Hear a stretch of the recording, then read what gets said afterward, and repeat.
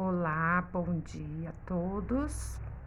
Chegamos na nossa sexta-feira, no final da semana. Nós vamos então para o nosso roteiro de estudos de hoje. A nossa atividade hoje é lá no Ler e Escrever. Nós preencheremos o quadro 1D, tá? Da nossa atividade sobre carta de leitor. Na segunda aula da atividade 1, vocês realizarão novas leituras para conhecerem e ampliarem os saberes de cartas escritas pelo leitor e editadas pela revista. Leia as cartas escritas pelos leitores e as editadas e publicadas pela revista Hora de Brincar. Então, hoje nós vamos fazer análise das cartas 2 para preencher o quadro da atividade 1D. A carta 2, escrita pelos leitores. Na reportagem publicada em 10/7/2019, Como a internet pode ser uma aliada em sala de aula, podemos dizer que achamos muito interessante o uso da internet.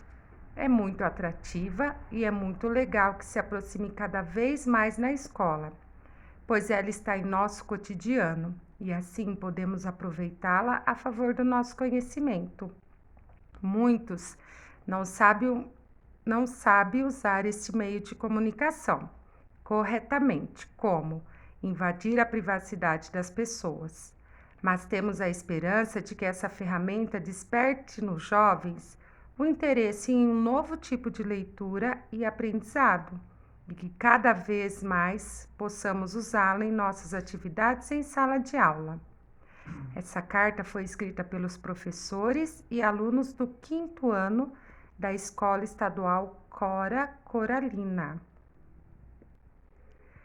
Agora nós vamos fazer a leitura da carta 2, que foi editada e publicada. Na reportagem Como a internet pode ser uma aliada em sala de aula, publicada em 10/7/2019, podemos dizer que achamos muito interessante. O uso da internet é muito atrativo e legal. Esperamos que essa prática se aproxime cada vez mais da escola, pois ela está em nosso cotidiano. Dessa forma, poderemos aproveitá-la a favor do nosso conhecimento. Muitos não sabem usar esse meio de comunicação corretamente, como invadir a privacidade das pessoas, postando situações constrangedoras nas redes sociais, tentativas de acesso a contas, entre outras, e que devemos ser cuidadosos com essas invasões.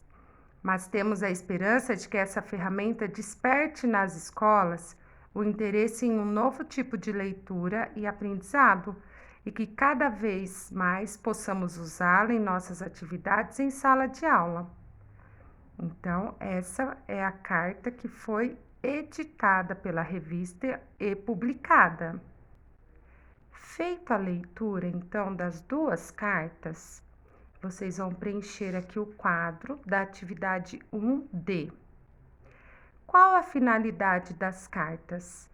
Lembra que a gente comentava em sala de aula para que serve a carta de um leitor? Quando a pessoa ela lê uma reportagem que alguma revista ou jornal publicou e ela escreve fazendo uma crítica sobre aquela reportagem, que pode ser concordando ou discordando e dando a sua opinião.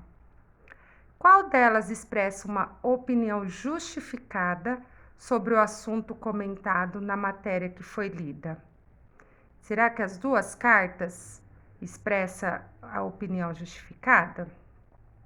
O conteúdo das cartas foi mantido? Veja lá na carta que foi editada, foi mantido o conteúdo da carta escrita pelos alunos? O que mudou na segunda versão, editada e publicada pela revista? Teve algumas mudanças ali no texto, né? O que foi que mudou? E por que vocês acham que a carta escrita pela leitora foi modificada pelo editor? Então, pensem aí nessas questões, releiam as cartas e preencham o quadro. Em matemática, nós vamos iniciar a sequência 6. Faremos a atividade 6.1. No dia de seu aniversário, Silvana ganhou R$ 150 de sua avó e 180 de seu tio. Resolveu dividir esse dinheiro igualmente entre ela e seu irmão Silas. Veja como ela elaborou os cálculos.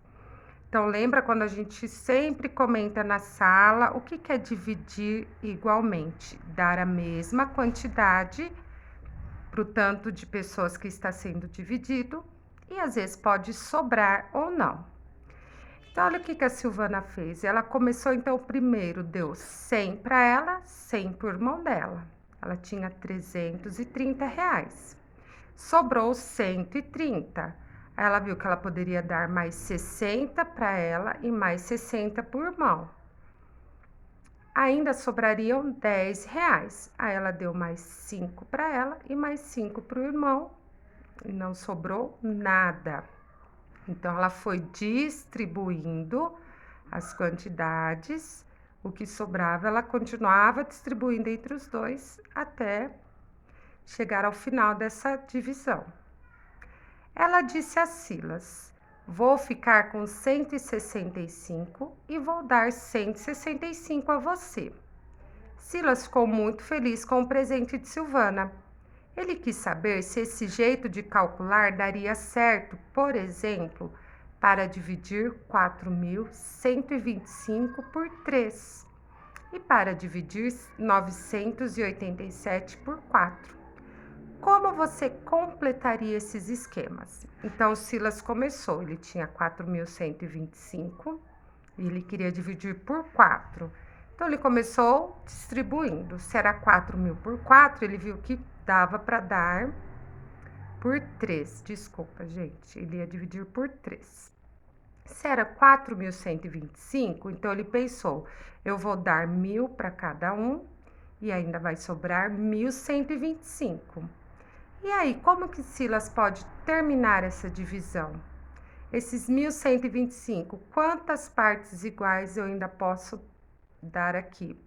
Para o primeiro, segundo e terceiro.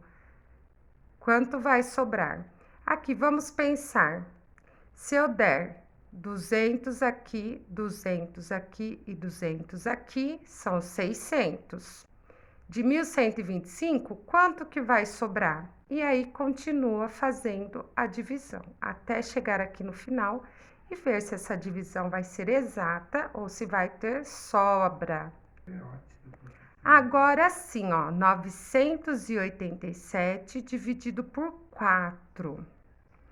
Então, vamos pensar no número 900 primeiro. Quanto será que eu posso dar para cada um dos 4 aqui? Pensa, se eu der 100, 100, 100, 100, são 400 apenas. Será que dá para me dar um valor maior? Começar aqui dividindo um valor maior para cada um? Qual será esse valor? Quanto que vai sobrar? E como que eu vou continuar dividindo, ok? Prestem muita atenção para resolver. Se tiver qualquer dúvida, me chamem aqui no grupo. Tenham um bom estudo, um beijo a todos, um ótimo final de semana.